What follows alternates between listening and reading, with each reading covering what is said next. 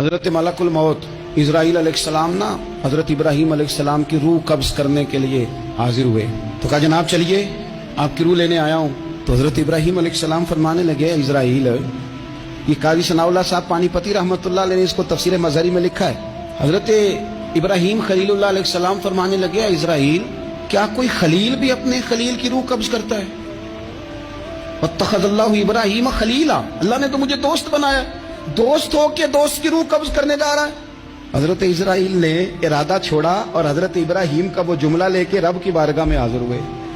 عرض کی مالک جناب ابراہیم علیہ السلام نے فرمایا ہے کہ اللہ کی بارگاہ میں عرض کرو کہ مالک کیا کوئی خلیل بھی اپنے خلیل کی روح قبض کرتا ہے؟ تو رب کریم نے فرمایا اب میرا بھی پیغام جا کے جناب ابراہیم کو دے دو، ان سے جا کے کہو رب فرماتا ہے کیا کوئی خلیل بھی اپنے خلیل کی ملاقات کو ناپسند کرتا ہے؟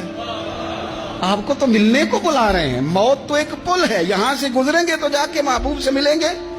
تو کیا کوئی خلیل بھی ناپسند کرتا ہے کہ وہ اپنے خلیل سے ملاقات نہ کرے؟